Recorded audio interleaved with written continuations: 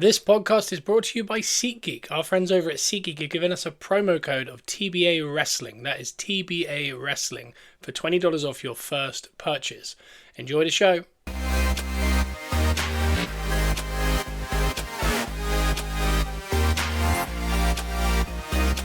Welcome to Gunners Are Us, where we are positively Arsenal. And that we are. I tried to do that a little bit quieter. We have. We've got a busy couple of days, so we're cramming this in mere hours after a Here We Go. And that's actually why I did it quieter, because I had a mask on. Here We Gyokeres. No, it don't work. I think it's all right. But we've been sat here, and the baby has had a couple of vaccinations, and he's been very upset. Yeah. He's been very good and quiet for the last maybe 40 minutes. Yes. So we thought, you know what, let's do the podcast now. Yeah.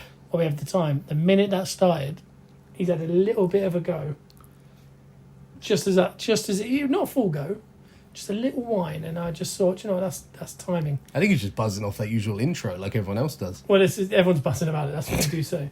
I just want to tell the little guy as well that not every transfer window is like this. No, he needs to know. This is a one-off. This is the first one in my A lifetime. bit spoiled, actually. He's coming at a good time here. Well, do you know what? Before we get into it, I'm just going to say you can check us out on iTunes and Spotify. Give us a 5-star review. Check us out on TikTok, Gunners Are Us Pod. Give us a view. We do a video every day. Plus, go check us out on Whatnot, Peppercorn Sports Cards, and our other podcast, Peppercorn Boys. Give us a follow on all those things. But We should have bagged some of those Gyokeres autos early, I think, because I think the prices are going to go up. a guy did offer me one that was really nice, but it was like 90 quid, and I thought, I don't know if I can do that. I'm going to be honest, I'm going to be fully transparent. This transfer is definitely, as he tucks his head fully into my shit. You'll keep your nose out of there, big guy. You got to be able to breathe, buddy. Stop that. Stop that. There you Oh. go. Sorry about that. That was a professional podcast. He was trying to tuck his head round. He couldn't breathe in there. He's looking at you now. Oh, he's not happy. He's not happy. It's okay, buddy. You did a really good job. You're not enjoying it, are you? Sorry, I keep forgetting I'm on a podcast. You know, this transfer, this one transfer particularly, and I've made it very known that Eze is my dream signing. And again, bizarrely, that can still happen. And we'll get to that. It probably will at this rate. Yeah, but there's something about this transfer feels surreal, very not us. Yeah. And I know if we actually look at it, like we've bought Aubameyang, we've bought Ozil, we've done these things that don't seem very us. Like us is to buy Etikite. Yeah. That's an Arsenal kind of thing to do. The under-23 France international. That's what Arsenal do. This unproven from the Bundesliga. Yeah, it's very Arsenal. What we do is that. What we don't do is go get the guy who's got 97 goals in the last 101 club appearances. Yeah. We don't do that. Who's 27. Yeah. And I mean... Established. And got him for a snip. It's £54 million. What a bargain. With 12 million in add-ons. Which, if you're listening to that and go, no, it's not. You're looking at Euros. Euros is 61 million, and I think it's like 17 million in add-ons or whatever it is. Yeah. But it's to do with appearances and it's to do with production and performance, yeah. One of them is winning the Champions League. The other one is a certain amount of goals. The other one is, I think it's like 100 appearances or 50 appearances. Basically, we're not going to have to pay them add-ons until next year minimum. Yeah. So when you look at that as a flat fee, we're paying 54 million for the most informed striker in the world. Madness. When other teams have just spent 91 million on a unproven under-23 French international who scores 50% of his XG. Yeah. We've got what other big transfers happened? Cunha and Mbeumo, which I'm actually going to have a little bit of a rant on those two in a moment. So remind me of that. Cunha and Mbeumo at Man United. I just want to have a little rant about the way in which transfers are depicted in the media. Yeah. Because I actually think there's a lot of nonsense to it. As we all do kind of know. Yeah. But I just wanted to ask you, where does the Gyokeres signing rank in favourite transfers we've ever done? Ever. And you know when you think of the big ones, the ones you remember where you were when it happened? Oh, yeah. I remember that I was moving my mother-in-law into her house when I read that in the group chat with Simon and you. And I'd not been on my phone for like 4 hours, having spent the last 4 weeks literally refreshing my feed to to see if we'd sign Gyokeres. That stuff always happens. Yeah, when I you left my least phone for expect 4 or 5 hours, looked back at it, and I had messages from Lewis, Simon, Bruno saying, it's done then. And I was like, what's done? I confess, I didn't even know it was done until like half an hour before we started this. Oh, really? Well, it was when you brought it up. I thought we were talking about it on the other podcast. Well, I didn't know it was done. Yeah, well, technically it's not done. Ornstein and Fabrizio said it's done. But we're talking about it like it's done. Like that. Lewis Skelly's put a video out of him reacting to how excited he is about it. So, I mean, there must be some kind of... Because can you imagine if he now goes to United? Yeah, it's And Lewis Skelly did that. It's pretty much there. I guess the players know more than what we do. And the talk is that he's going to have a medical in the next 24 hours. So this podcast is going to be going up Tuesday night as opposed to Wednesday. So if you're a regular Wednesday listener, you're going to have this for your drive to work as opposed to your drive home from work. Yeah, and we're currently watching the semi-finals of the women's, and it's England-Italy. It's 0-0 currently. It's 0-0. 31 minutes in, so by the time you listen to this, the game will probably be over. Yeah. And you'll have a result there. Yeah, the game will be into its second half by the time this is done, but we'll see where we're at. But, yeah, I want to know where you rank it in your favourite transfers. Because I've seen a lot of negativity around the player, like the signing. Yeah. Which I think is absolutely bonkers. Like I said, put it in layman's terms. The most informed striker in Europe, 54 million. Yeah. 27. Mad. Take away all the nonsense of, but that is in the Portuguese league, so there's nothing to it. Italy have scored. Yeah. And like, oh my goodness. Oh my goodness. Oh my Italy have goodness. scored. Yeah, when you look at it that way, how could you not like the deal? Yeah. But people have found an issue with it. It's the Portuguese league. He couldn't cut it in England when, in fact, he actually had a very good season in the Championship. Yeah. People change, different. No one's saying Wirtz has only ever done it in the Bundesliga. Yeah. No one's saying that about Etikite. No. When they brought Isaac in, no one was saying, but he's only played at Sociedad, really. I feel like certain players get like hype around them. It's warranted in some form. No one cared until he put on the mask. And I mean, since he put on the mask, he's got 97 goals in 101 games. Yeah. I mean, they're numbers that we could all be pretty chuffed with, I think.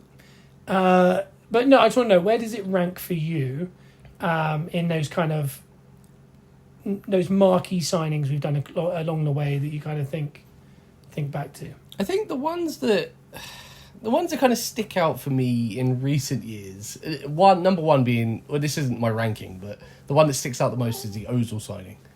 Because I literally took a photo of I think we talked about this before, I took a photo of the screen on Sky Sports News when it was a headline. I think I still hold that as maybe the maddest one in my lifetime. That felt like, and that was very warranted. Like, he was coming from Real Madrid, a big Madrid side. He felt like he was still like... He was their playmaker. Their main playmaker, yeah. He wasn't... Like when we got Alexis Sanchez, it felt like what Rodrigo is now. Yeah. Maybe less than Rodrigo. He played even less than what Rodrigo did. He was never really a starter. But I mean, Sanchez got me excited as well, because I always saw Sanchez as the Barcelona player that they didn't really give his flowers. They didn't give any, but you knew he was good. Like, you knew he was good. You know he's that good. I mean, when you watch back his comps, like, my God, did we enjoy watching that guy? Oh man, Unreal player. Quality. But he's one of them as well. Like, he is definitely up there. Ozil is the biggest one. I think I'm going to put Ozil number one now.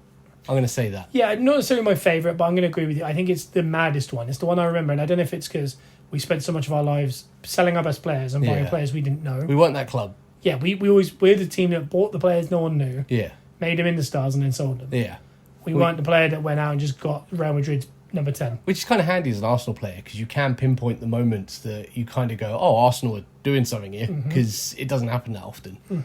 Sanchez, I think, is up there. He's in there, just mainly because I could kind of tell he was a good player, and I didn't think we'd ever get that sort of player. Yeah, it's an interesting one as well, like, because we kind of just said was the Ozil one was the first kind of time we bought someone you thought, that's a mad signing. Yeah. Because we weren't a team that did buy it very much. No. So therefore it's kind of a very modern era type thing that we do is buy players. But yeah. I will stop interrupting you and you can continue ranking them. So Ozil number one. I think it's hard because there's categories to this. There's players that you know are quality and they're coming from quality into Arsenal, and that's Ozil. But then there's players obviously we picked up along the way who become legends, like Henry, who was, he went on to become what he became. Yeah, but when we bought him, it wasn't. No. Yeah, and being younger, I don't necessarily remember thinking about those signs. Like Dennis Bergkamp, like signing a player like that at the time was probably a massive deal. I was too young to really understand what was going on. If you remember, there was a big old thing about us buying David Suka. Yeah. That was a big deal Yeah, that because was he a just big had one. the really good. I think it was the Euros or the World Cup. Can't remember. You know, we went out and got that player, the one that we shone bought him in and it didn't work, and he just moved on. Yeah. There was one in the 70s as well. I can't remember his name. And we got him from Stoke, I believe. I'm completely blanking on his name, but he came in and basically it was the biggest signing we'd ever done. It completely failed and we moved him on. Yeah. But that is kind of was a bit of a turning point of Arsenal Football Club going, we're not going to do that. Yeah. And that kind of stuck until 2014, Yeah. around the time that Ozil came in. Yeah, I'd say Ozil was the biggest, but I mean, I can't. All the others are kind of players that we signed as prospects, and they became good. Yeah, that's what I'm saying. It's like you got to rank the big ones, the ones that made you go, wow. But I mean, the Gyökeres one is a bizarre one because his stats obviously tell you he's this freaky machine player. He was never that before, though. He was kind of Until the last 2 years. yeah. He was in the Premier League. He's Evan Ferguson, really. Yeah, he kind of did some bits, and he wasn't blowing the world away with it. And then he kind of went away and figured it out in the Portuguese league, which I guess is a lot of the argument is it's a player that's done well in a league that's not as competitive as the bigger leagues. But this is definitely the one that's getting me the most excited. What, potentially more than any other? I'd say, yeah, mainly based on timing as well. Like, because we're at a point where we've been a club that everyone says needs a striker. We never get a striker. We've now gone out, it seems, and grabbed the most prolific striker in football. But no matter what anyone says, like, stats don't lie. Like, you can't just magically get that many goals in that many games. It's not an accident.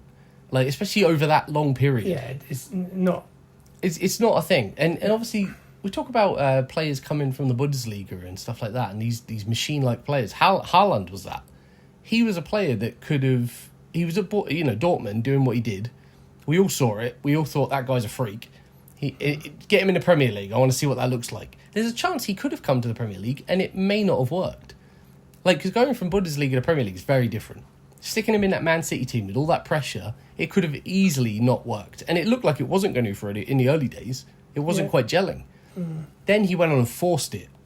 That's the thing I like about it, is he's the kind of player that will force something in that position. Yeah. Gyökeres is that.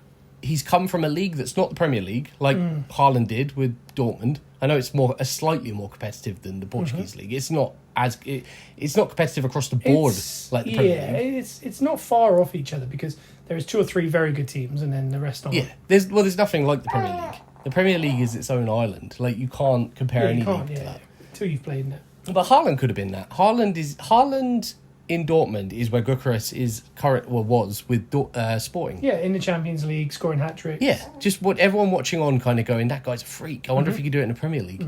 Haaland was the last person we talked about with that. And he then came to City and did what he did and just bagged goals, bagged trophies, broke records. There's no reason Gyökeres can't do the same. No. Because Gyökeres has grown, got older, learnt more about the game, learnt more about his game, and now he's coming to a team that is literally on the brink and one player away from winning everything. He's that player now. He has the ability to now show the world what everyone missed out on in the early days. I think Gyökeres is exciting me. Like, Ozil excited me in a different way. Because it was like we took a world-class player that we knew was world-class. He was the playmaker of the biggest team in the world, basically. Came to Arsenal. And we were like, oh my God, why has he come to Arsenal? Like, that's mad. Gyökeres is a mixture of the prospect and the hype. He's got both. Like, he's actually a 27-year-old rookie coming in now. So you putting him at number 1? I'm going to put him at number 1 solely because of the time we're in right now with Arsenal. That's exactly what we need. Timing and everything. Timing, the style of player. We've wanted that big bully player to come in and just, like, boss everyone. He's that guy. He's the one I'm most excited about. And it does help that he's jacked. Yeah. And so who's number 2? Ozil. I'm going to put Ozil number 2. Who's number 3? Just based off recent years, I'm going to have to go Sanchez because I was very excited about that when it happened. So I'm going to go in 5th place. This is one that was more of a personal one that I remember at the time being like, God, we don't buy that player. Thomas Rosicky. Yeah. I remember getting him and being like, that's the guy you shout when you shoot. Yeah. He's a guy from Dortmund. He was one of those, like, Pro Evo those games. side, like when they bought Wirtz Yeah. this year at Liverpool. Yeah. It's one of those players you're like, he's a top player, that Yeah. guy. And I know he's a bit older when he came to us, but he wasn't that bad age-wise. He was just a top player in the Bundesliga at Dortmund. And at that time, I feel like there was not many Dortmund-Arsenal connections. Yeah. Felt like a team we didn't buy from. No. And they were No, always we such a hard-working And team. he was always French, and we were going for this Czech guy from the German league Yeah. who scores long-range efforts. Puts a shift in. And you thought, that's not an Arsenal player. Yeah. And that, I think, when you go, that's not an Arsenal player, that's when it makes you Yeah. have an excitement Yeah. with a transfer. Because transfers, getting excited over transfers is not loving the player. No. It's not about loving the player. Like, loving, if you're asking me, like, who are my favourite Arsenal players, they're not people that I got madly excited about their transfer. A No. lot of them are through the academy or were bought as complete prospects. Yeah. So I'm going to go Thomas Rosicky fifth. Fourth, I'm going to go Alexis Sanchez. Yeah. 3, I'm going to go Declan Rice. Oh. Because Oh. that, in the I know this week we're doing a lot of Rice Casado, and people think Casado might be better than Rice. It's absolute nonsense, and I will get into that. I'll get into it now, actually.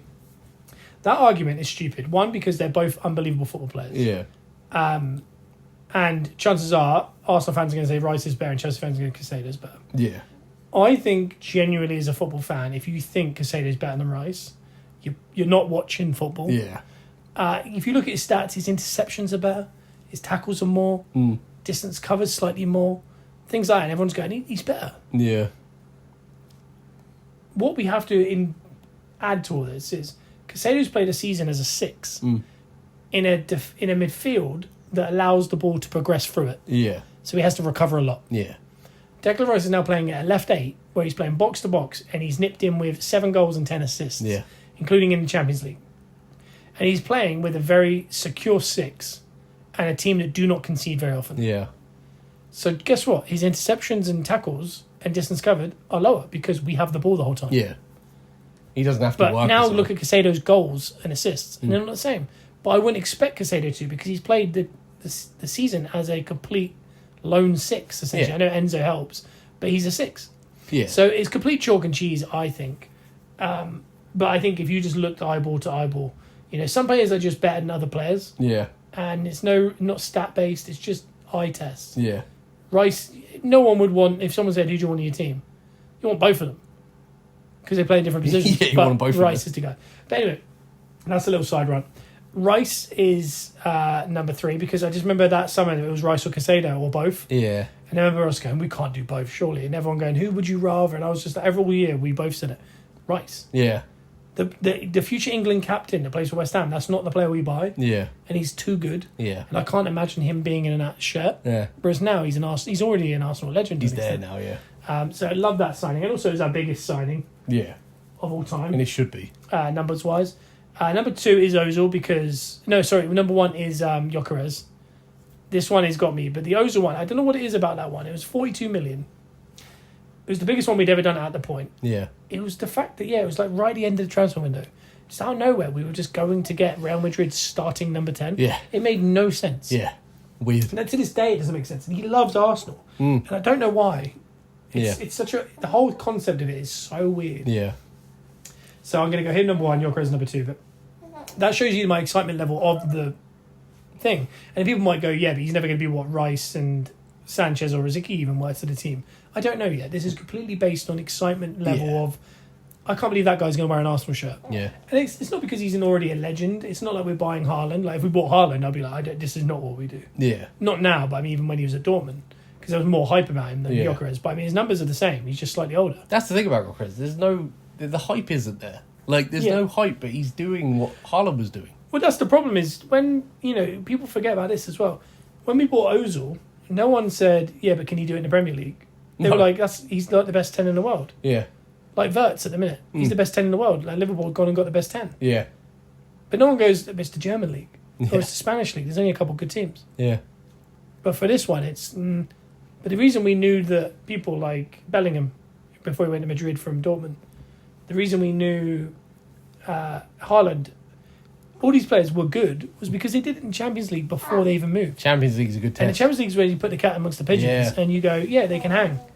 And again, week to week's different because again, going away to Burnley, Yeah. and then going to Xhaka's Sunderland. It's a different set of math. Xhaka's gone to Sunderland. Yeah, I know. And then going up to St James's Park, then you're home to West Ham. It's tricky, and then you've got a big in front of the cameras. Gary Neville slating you, on a Sunday at Stamford Bridge. It's a lot to take in. A season is a roller coaster, and I think it's only the Premier League that has that. Yeah. Because people in Spain don't go, oh yeah, but it's tough. Friday night at Osasuna, that's hard. They don't say stuff like that. They just say Real Madrid and Barca are really good. Yeah. But Valencia and Villarreal, Sevilla, they'll test you. Yeah. That's it. Yeah, that's it. The rest of them Drops off. They go, 50-50 whether we'll win. Watch out for that Getafe, Whereas, didn't you? who wants to go to Crystal Palace? No one. Yeah. Who wants to go to Brentford? No one. No. Villa Park. Yeah. Every time you say any team, you're like, next year you go, what are the team that you go, do you know what, I'm confident we're going to win that one. Yeah. Maybe Burnley at home. Maybe. Who else came up? Sunderland at home. I feel good, but Xhaka Sunderland, I don't know. Even when you draw a championship cheat, going to Sunderland is going to be harder than most La Liga. Yeah, and even if you draw a championship team in the cup, it's not a given. No, and that's what I mean. The level is just, and I understand that, but there's also an element of he's not going to play 90 minutes every 3 days. No, we have other forwards. Yeah. That are very capable, and he won't have to play 90 minutes often. No. So he can put a lot in. Yeah, and I mean, a goal scorers, I think these are the easiest ones to translate from place to place, because guess where all the Premier League are buying their goalies from? Portugal, Spain, Germany. Yeah. And do you know what we don't do when they buy Edison? Could he do it in the Premier League? Yeah. Allison, is he in the Premier League tested? We all just went, he sounds like a really good keeper. And then they were. Yeah. It's a weird concept. And talking about that, people decide what in media, what we should be outraged by and what we shouldn't be outraged. Yeah. And here's my rant, because this has really bothered me. And this is a Liverpool issue. The media love PGMOL and they love Liverpool. Yeah. Those two institutions are loved. Yeah. And you don't have to look any further than when they report Liverpool signings, they do it in euro, and then they do it in they do it in pounds, and they remove the add-ons. Yeah. Florian Wirtz, 68 million. Yeah. It's a 120 million pound player, okay? Yeah. He's 130 million euros. Yeah. Okay, with all the bits. Yeah. But he apparently 68 million pounds. Yeah. Plus add-ons. Vague with the add-ons. Yeah. Okay. Then Arsenal sign Madueke. 74 million euros plus 12 million in add-ons. Oh, Jesus. Yeah, you're right. That's an absolute steal they got Wirtz for. It's a funny narrative. Now let's just talk about the pounds and what the add-ons are and when the add-ons are happening. Liverpool's add-ons are due in 12 months. Yeah. The first 12, between the 12 first months. Yeah. That is going to cost them 110 million pounds for Wirtz, which is fine. Probably the right amount of money for Wirtz. Yeah. Madueke is 48 million pounds. Yeah. And he has 11 million in add-ons. The add-ons are not a given. They're all performance-based over 5 years. Yeah. So the add-ons mean a lot less. Yeah. But they don't report it that way. It is Madueke, 74 million. It's euros. Yeah. They don't say euros, they just say 74 million. And then Liverpool is 68 million for Wirtz. One is a 110 million pound signing, and the other one is a 48 million. They like to keep that narrative that Liverpool is like penny pinching. Right. And this has gone on for years. And, it's the same with... this is a team that have broken the record in nearly every position. Their goalie is the most expensive goalie other than Kepa, who we know. Their centre-back is the most expensive Premier League centre-back. The centre-forward, Darwin, was the most expensive centre-forward at the time. Yeah. It's more money than Haaland. He's not. We're not going to get into that. Agent fees, weekly salary, things like that. Haaland's one of the most expensive players of all time. Yeah. So City fans that go, yeah, we've got him for 60 million. It seems like a steal with these days. You didn't get him for 60 million, trust me. Yeah. Now Wirtz, they've got McAllister, Gravenberg. Remember the big fees for these? Gakpo. Diaz even. Now they've got Frimpong, Gyokeres. Big money signings. Their team is so expensive. Yeah. And it's like what we were saying about PSG when we played them, was every signing's 50 million or more. Yeah. Liverpool becoming that team. Yeah. Because when you look at even Arsenal, even with the signings we have, if we start a season this year, and we've done this before, 28 million goalie, left back 3, right back 28 million, centre back 30 million, the other centre back 25 million, the holding midfielder 50 million in Zubimendi. Odegaard 30 million left, and then 100 million. Again, when you reported Rice, what did they say? 110 million, right? Yeah. It was 102 million pounds, but it was 110 million euros. Okay. Even when they put the list of the most expensive signings ever, Wirtz was 5th in the Premier League. His fee's higher than all of them. But they removed all the add-ons and did it in pounds, but the others are all in euros. It's so confusing. But then, up front, we're going to have a guy free on one side. Yeah. The left side is probably going to be a £6 million player still. Yeah. And then the forward is going to be 54 million. Yeah. Yeah. They can't now look at Liverpool's. Like, it is like people could say he spent a lot. Yeah, we spent a lot, but it's more spread out. And the concept of Carragher went off it last year, saying the league get out of control the way people at Chelsea and Liverpool City are spending, and Newcastle are going to start and all this. I mean, don't get me started on how this Etikite thing even got around to happening. Yeah. Liverpool was sat there going, do you know, I think we want Isaac. Newcastle put in a bid for Etikite. They go, we'll give you 55 million. That seems like a reasonable price. Deal starts progressing. Liverpool go, we want Isaac. And they go, no, we're putting him with Isaac. All right, we'll have Isaac. You can't have Isaac. That's our player, and we're trying to add to our squad. Yeah. We want Etikite. His 91 million. And Frankfurt went, go ahead. He scored 15 goals last year. Go ahead. And Newcastle went, Jesus Christ, we were adding him to our strike force. Yeah. Liverpool got him, went, give us Isaac. And they went, no, you're not having Isaac. Like, they just bullied them into like a situation. And the Isaac situation seems an odd one because you wonder why Arsenal aren't in for him. You wonder why the Liverpool stuff hasn't got that far. And now there's talk of Saudi looking like he could be ending up in Saudi. That's mad. And then you start to see certain things. It's like when Johan Duran became a big deal Yeah. real quickly. And then all of a sudden he leaves in January during a Champions League season to go to Saudi. Yeah. At 21. Yeah. And everyone goes, that's strange. Now he's gone to where Jose is in Turkey. Yeah. And what's Jose said first day? He didn't turn up and he's disrespectful. And I need to have a chat with him. Yeah. So sometimes and Arsenal fans would have sat there going, why are we not in for Duran if he's available? They know a lot more. Yeah. And Isaac, for all we know, as much as we all think he's amazing, and he is amazing, Yeah. he might be a player that is completely in it Yeah. because he wants the money. Yeah. And the owners of clubs know that. The Yeah. people at Arsenal go, yeah.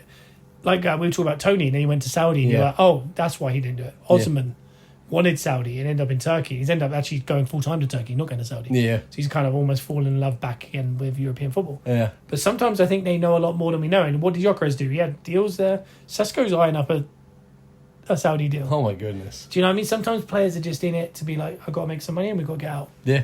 And that's fair. It's honest. But there's people like Gyokeres who force moves to teams because he's like, no, I want to be the best player. Yeah. I want to go there. That's where it And that's where it what I matters. love so much about this Gyokeres deal is he is driven. Yeah. He is motivated to score goals. Yeah. No doubt about it. Like that guy is in there. He's coming in angry. Yeah. He's coming in. He said in an interview last week, he said, I've got a point to prove in the Premier League still. Yeah. Because I was there for 6 seasons and no one trusted me and didn't think I was any good and I didn't play one Premier League game. And he said, I have to show them what they messed up. Yeah. So he went away, put the mask on. And now he's back.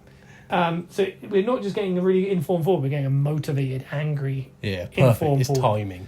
Yeah, it's something we don't have, that bite of like, no, I'm going to run into that channel. I'm going to fight that guy and get the ball back. Get ball striking ability and stuff like that. It's just unbelievable. But get back to the media description is that, and, I think they put up Arsenal spend, and it was 263 million euros with the Maresca in that deal. Yeah. Liverpool's is only 280 pounds. It said. Yeah. So well, if and we're the doing it rest. in euros, it's 360 million euros. Yeah. It's nearly 100 million difference. Yeah, and the rest. Yeah, and all the stuff you're not adding Yeah. that you decided to remove on that. They do. It's a narrative, isn't it? Like they want Liverpool to be that honest, hard-working. Yeah, and even Liverpool fans know it as well, and they won't admit to it, but they do the gag of we're still spending the Coutinho money, and it's a funny gag. Like, if someone said we've got the John Barnes money now, Yeah.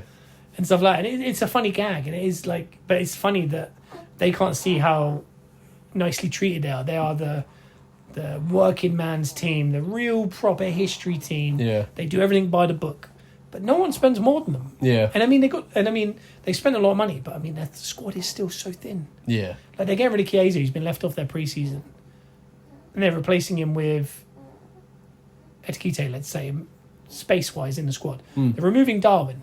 Yeah. They haven't replaced him yet. Yeah. They're unfortunately in a horrible circumstance. They've lost Jota. Yeah. They haven't replaced him yet.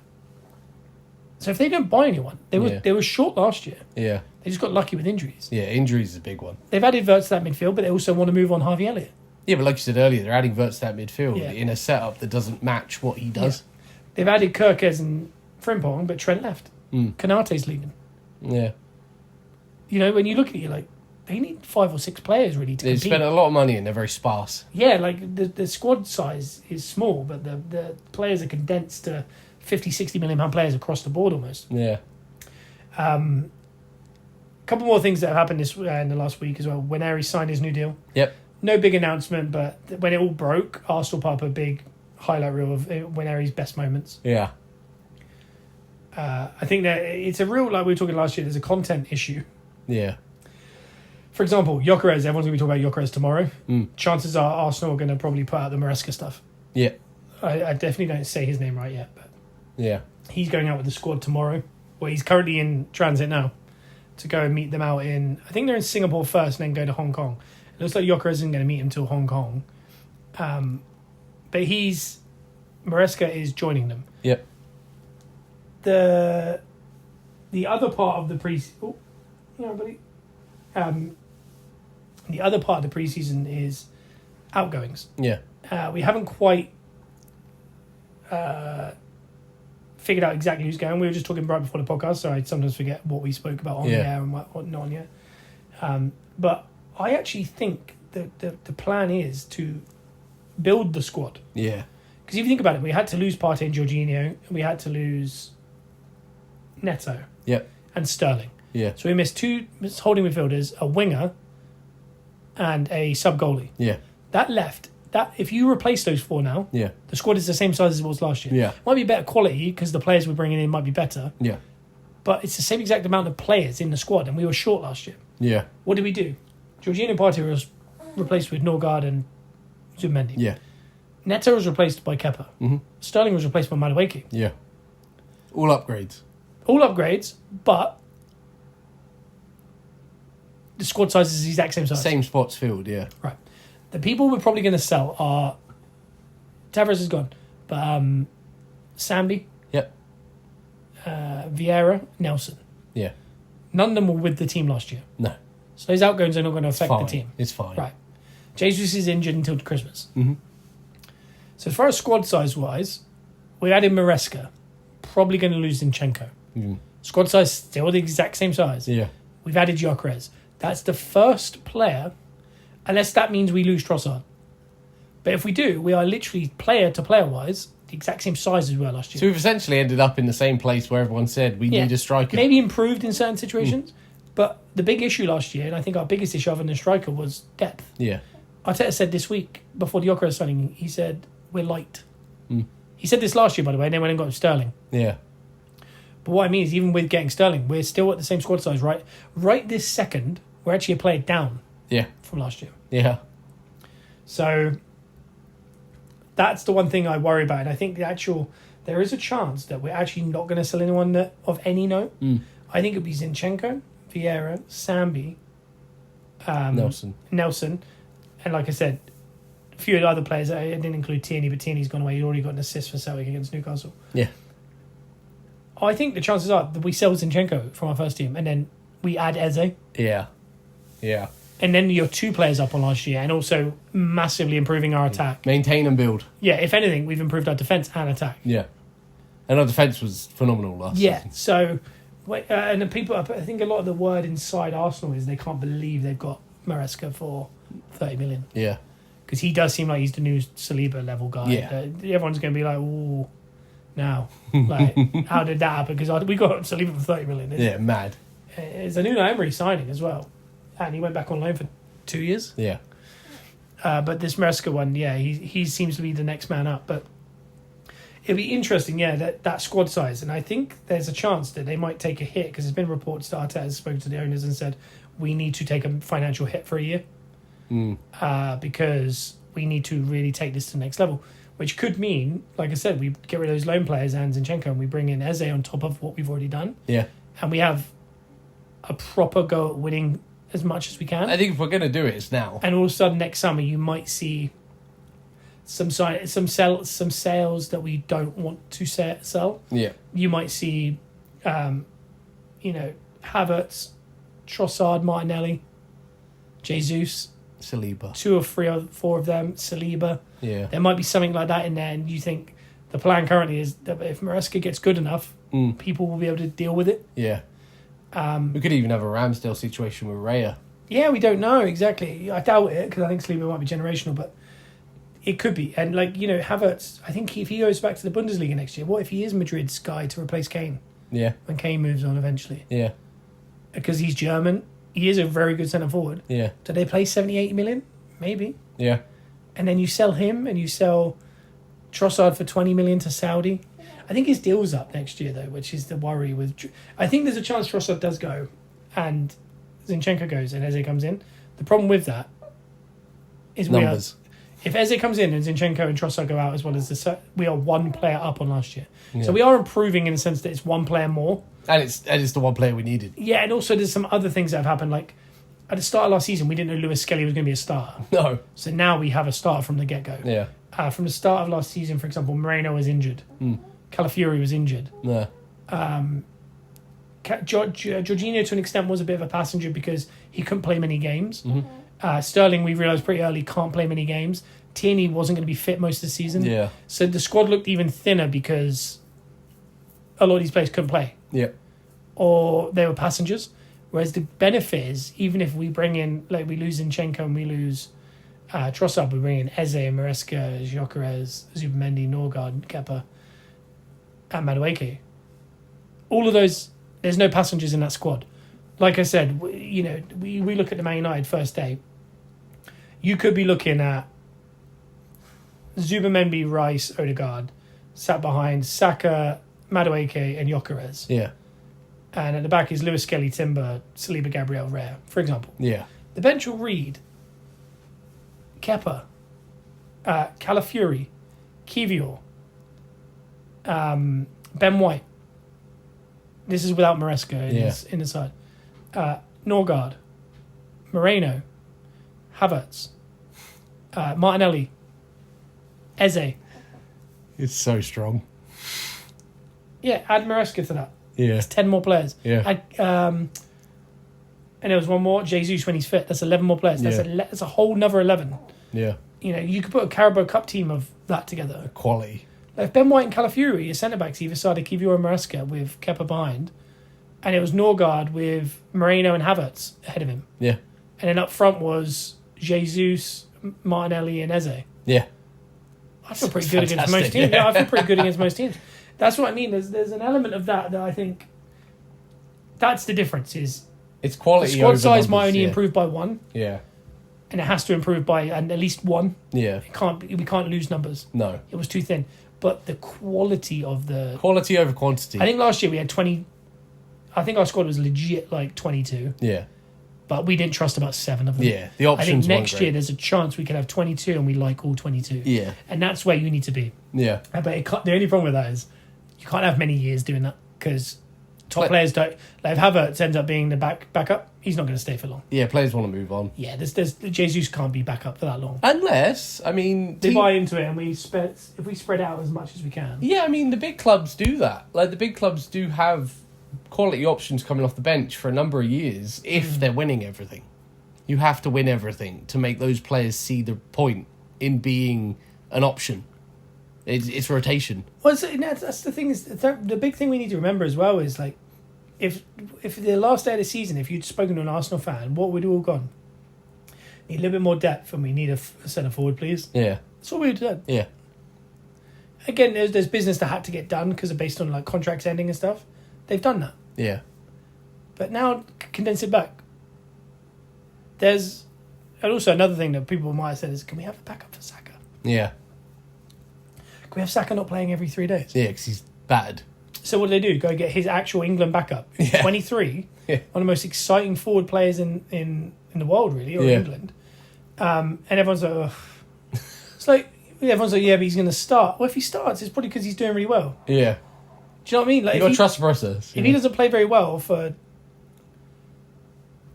3 games running, Yeah. he's not going to play. No. Martinelli will play. Trossard will play. Eze will play. Yeah. You know, these things will happen. We need players competing. Yeah, I know you get attached to certain players and you want them to Yeah. play, but competition creates good stuff. Yeah, and also I think he's going to be really good. I mean, no one has more final third entries, box entries, or XG created in the Premier League last year than him was Salah. That's the Yeah. only player. Yeah. Everyone else, no one touched him. Yeah. His end product's not strongest, but I mean, I think the settled nature of Arsenal is very different to Chelsea. Yeah. Yeah. And one thing I've noticed is this is a complete side thing and totally something that's a me thing. And we were talking last week. Will he touch the dog? Yeah. And this is all me, and it tells you a lot about a player. Yeah. And I don't think it really does, but I've convinced myself it does. Oh, it does. He looked excited to win. Yeah. He looked slightly scared, but that's fine. He still braved the stroke. Yeah. A couple of things he said. I don't know much about the guy. No.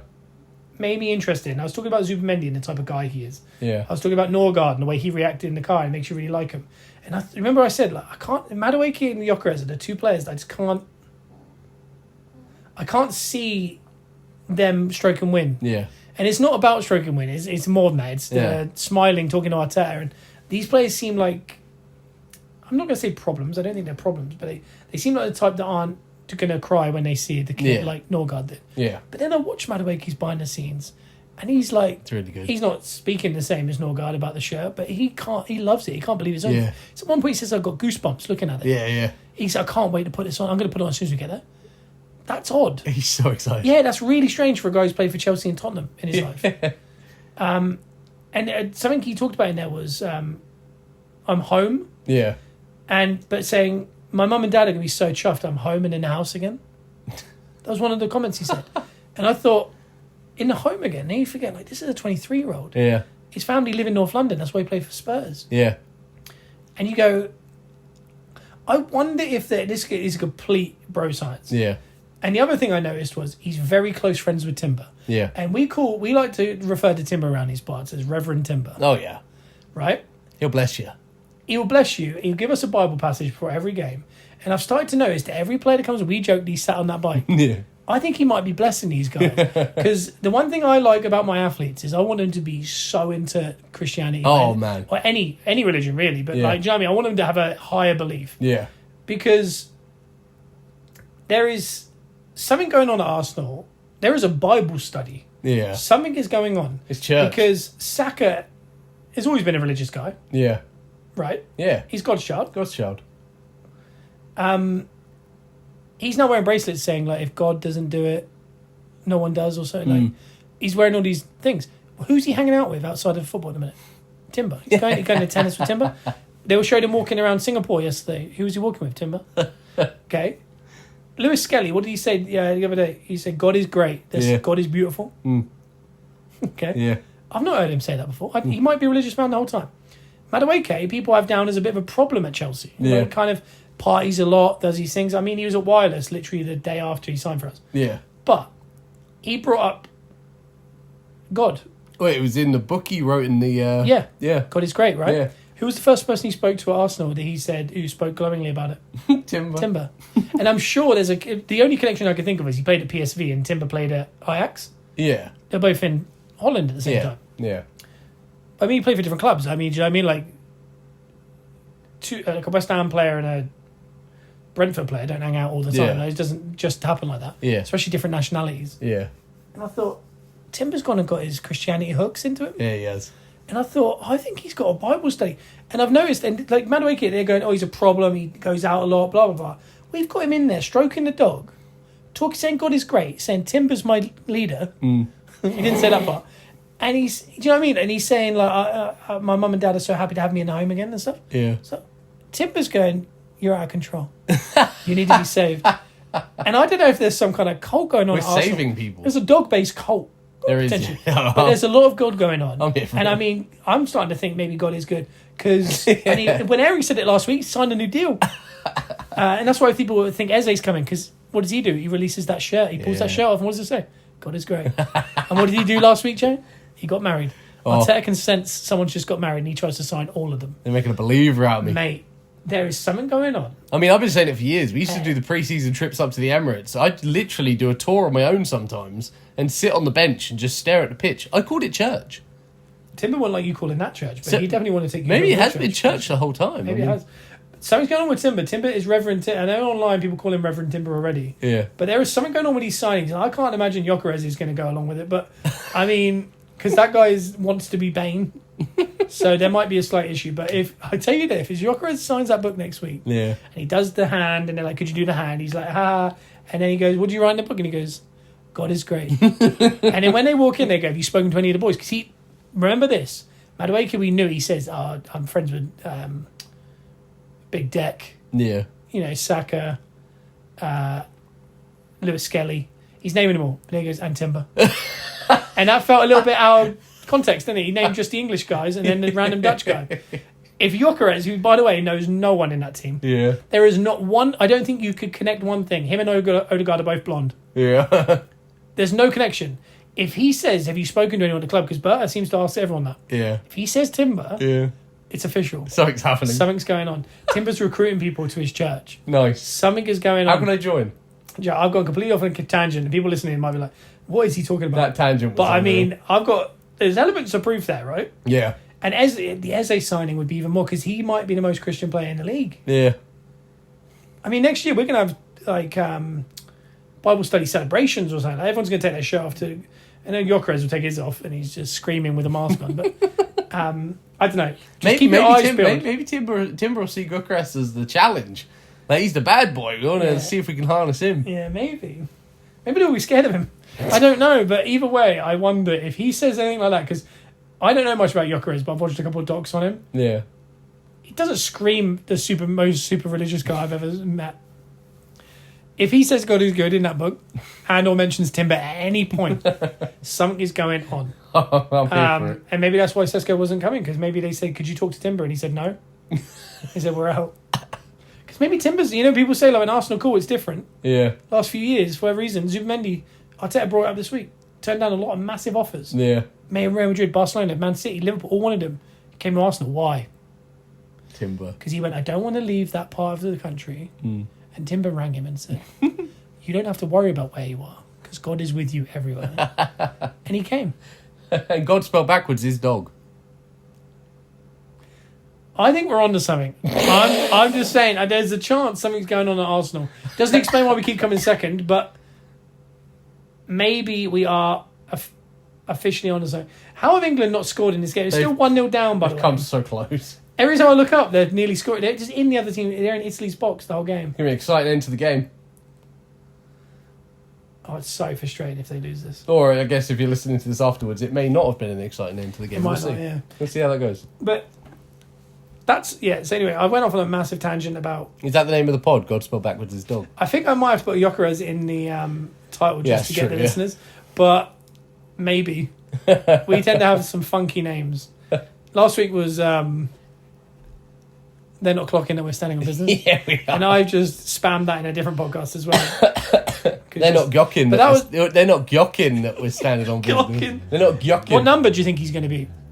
14. He's going to be 14, Yeah. isn't he? What number is he? Is he 9? I want to say 9, but... Look it up, Joe. What is Gyokeres? Look up a picture. I think he's going to be 14 as well. And I think 10 is being left open for Eze. Because I think Eze is number 10. Yeah, true. And Eze is at number 10.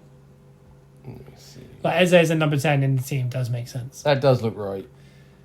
Because in my head, Gyokeres, I don't know why. I think it's 9, or I think it's like a weird number like 17 or that. Yeah, I've got... 9 makes sense to me, but I've got an image of a bigger number. There's no... When Yeri's moved to 22, isn't he? Yes. Which is notoriously a Willian number, I believe. Yeah, Gyokeres number 9. Number 9. And I'm sure... The thing is, if you take 14 at Arsenal, it's like being the number 9 because it's got Yeah. so much connotation. Yeah. And it's also a big old burden. I would be opposed to choosing 99. Well, there's a part of me that the last 14 was Nketiah, wasn't it? Yeah. And then before that was Aubameyang, Walcott, Henry? Yeah. Something along those lines. Yeah.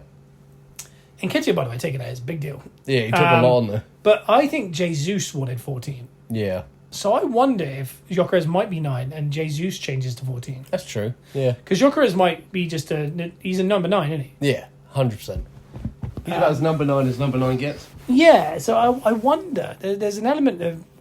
I wonder if there's a little switcheroo there. Yeah. Or whether we sell Jesus in January and Gyökeres next season just changes his number to 9. True. But I feel like at Arsenal, you can't be number 14 then change to 9.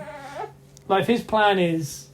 Let's go for 9 next year. Yeah, once you get 14, you got to stick with it. Yeah, if he wants 9 next year once Jesus has left, he's going to have to be number 17 or 18 or something. Yeah, 14 is like the most important number for Arsenal, so... I don't think there's any numbers more important. It's probably the most historical number at Arsenal. The young lad might be in a lot of pain here from his vaccines today. So I might have to... I'm going to pause the podcast for a second and check on him. Luke's also itching his ear right next to the mic. He's so close to the mic. All right, 1 second. Well, that was chaotic. I thought that that had deleted the podcast then. 14 is such a historical number. It's such a historical number at Arsenal. Yeah, you can't... It's the most important number we have, so I think you have to... If you're going to pick it, you've got to stick with it. I don't know. I think he just has to go like 56. Yeah, he's and then go, I'm changing to 9 when Jesus leaves. Or he has to go, I'm the 14. And yeah. buy into our history. Have Henri pass him the shirt in the video. Do you know what I mean? The annoying part is this has been like a 9-month saga, it feels like nowadays. Yeah. But they're in a bit of a rush because they desperately want him on this tour. Yeah. They almost need to... they almost need to speed this up and just go medical tomorrow. Because if he's having a medical tomorrow, then they'll be filming all the videos. Yeah. And I would have thought they want to go big on this video. But it's a bit of a rush job. It's going to have to be like... They probably had an idea for a while. So chances are, they might have something in place when it does happen. I don't know. But either way, it's going to have to be done. Yeah. But something like that would be really cool. Gabriel doing the hand, but again, Gabriel's in Hong Kong now, so it's going to be difficult. Yeah. Unless they do all the medical and then go, we'll record it all in Singapore and have him in the streets of Singapore and that. Yeah, true. Because that's a huge advertisement, like selling his shirts. Yeah, with big. the 14 on it. Yeah. But no, in my head, I think he's 14, Eze's 10, if Eze ever comes. Yeah. Because if Eze doesn't come, I wonder if when Aerie is looking for that 10 next year. Yeah. Time will tell on that one. But yeah, so I don't know. I'm going to guess he's 14. The thing I wanted to bring up was something I brought up earlier, which was, if you remember, Man United and media. Yeah. The winger market at the minute has been set by Newcastle. They bought Elanga for 55 million. Yeah. Elanga scored 4 goals last season. Yeah. Okay. Tottenham bought Kudos for a similar price. Yeah. He got 3 goals last year. Yeah. We bought Madueke for similar price. Yeah. 7 goals. Yeah. Man United are spending about 10, 12 more million on both Cunha and Mbeumo. Yeah. Essentially wingers inside 10 looking false 9s. Whatever you want to call them, but forwards. Yeah. Yeah? They got 20 apiece. Yeah. So, and people are saying they've overpaid. Yeah, I know. But I mean, if we're buying Kudos for 55 million somewhere Yeah. with 3 goals, Yeah. a guy getting 20 goals, surely he's a £100 million player. At that math, yeah. Yeah, so, take away all the other stuff of, people are talking about a lot of it's penalties and all this for like Mbeumo and all this stuff. They were doing this in worse teams. Yeah. Maybe not worse than Man United, but, they got Bruno Fernandes, who's an unbelievable assist maker. Yeah. That's... I don't know. I think Man United actually... The players are world class. Yeah. I think the players they brought in are actually really good, and I think the money they paid for them are fair. Yeah. And it's not ridiculous. The downside I have with Man United is I'm not sure if the manager knows what's going on. Yeah. And I don't know if anyone they buy ever fits what he's trying to do. No, they're just jamming players. It feels like they've got like 1,000 round pegs in only square holes. Yeah. And they're just going, well, by proxy, some of these are going to fit, aren't they? Yeah. And they will. A couple of them will work out. But when you look at the team, you think, there's some weird balance. Like Ahmad's going to have to be a fullback, I think. Yeah. So they're going to play with Cunha and Mbeumo right behind Højlund or Xerxes or anyone really. Yeah. It went off. Yeah. Let it play or They're not. still playing. It's in case it went on for far. We're talking about the women's game though. Yeah. If you're listening to that, we went off on the tangent. Yeah, so when you look at it that way, I think they haven't overpaid, but the formation, I can't get it because let's say it is Hoyland. There's talk of Hoyland moving. Yeah. Let's say it's Hoyland with them two behind. So where's Bruno Fernandes behind that? Yeah. Who's he with? Casemiro. Yeah. It's going to be an easy team to play against. Yeah. Like they might be unbelievable going forward. That's 4 or 5 really good players. Yeah. And then you got Ahmad, Yeah. who's a winger playing fullback, and they got Dogu Yeah. playing the other side, and they got 3 centre backs. One of them's an 18-year-old from Arsenal, and Isaac Haven. You've got what, Martinez, Yoro, Yeah. or Delit, or someone, one of them. Yeah. Oof. It's all over the place. I don't know. Like this system is a particular system. You kind of need particular players. That I don't. When I look at that, when you name all the players, you're like, yeah, there's a lot of good players there. Yeah, it's kind of like when a Man United fan getting hold of like manager mode on Yeah. FIFA, and then just It like feels like they have like 6 attackers on. it feels very unbalanced. It just screams there's going to be a big hole in the middle. And they look unbalanced, and there's always a big hole in the middle anyway. There's going to be a bigger hole now. Yeah, I don't know, but either way, I think they bought fairly well. Yeah, I actually don't think it's that bad. I'm sure Man United fans would say, well, we needed a centre back or this or that or whatever. I don't know. Chuba Obi, it needs to go on loan, yep. which I told you that 6 months ago. That's what you didn't want. He said he went to Man United because there's less of a pathway, like more of a pathway. Yeah, Arsenal didn't have a centre forward. yeah, I'm actively putting on Butler Adeji, yeah. He was literally the player we could have used. but he left and he went and came on a couple of appearances for Man United, and I'm realising like we can't play this. Yeah, Yeah, go figure. It's just, I don't know. They're in a bit of a pickle, and I know people weren't set alight by their preseason game against Leeds. Preseason is very tough. Like, Yeah. if you're a United fan and you're worrying about that, don't worry about Nah. that. It's not something to worry about. But the manager is a bit concerning. As concerning as Ten Hag is at Bayer Leverkusen, to a point where Xhaka said, "I'm going to Sunderland." They got smashed. They were 5-0 down at half time the other day. I don't know what's going on with Ten Hag, but either way, United's going to be an interesting watch this year. yeah, But I'm just very excited about Gyokeres. So yeah. It's gonna be good. that's essentially the podcast, really. A lot is happening now. I think between now and next week, there'll be 2 games. I think AC Milan and Newcastle. Yeah, we've got loads going on.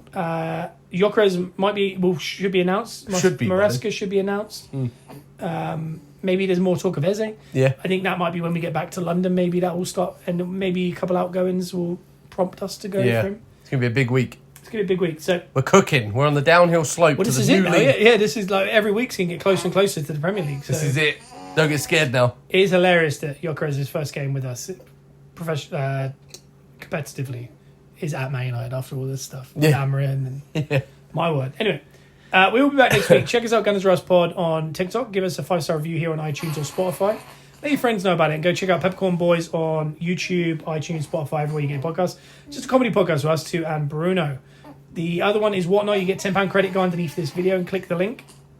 I think the young one is trying to get involved in this read and use our SeatGeek code TBA Wrestling. But we will be back next week, maybe, with a non-recently vaccinated baby that is really upset. He might be a bit more settled because Gyokeres has finally signed. He'll be chuffed. And he has got a shirt coming through the post. Has he? Not a Gyokeres one, but just Oh, a new okay. one. Anyway, we'll be back next week. Jeff, you touched that. Yeah. You can press pause. We'll see you next week. Bye. Dog is good.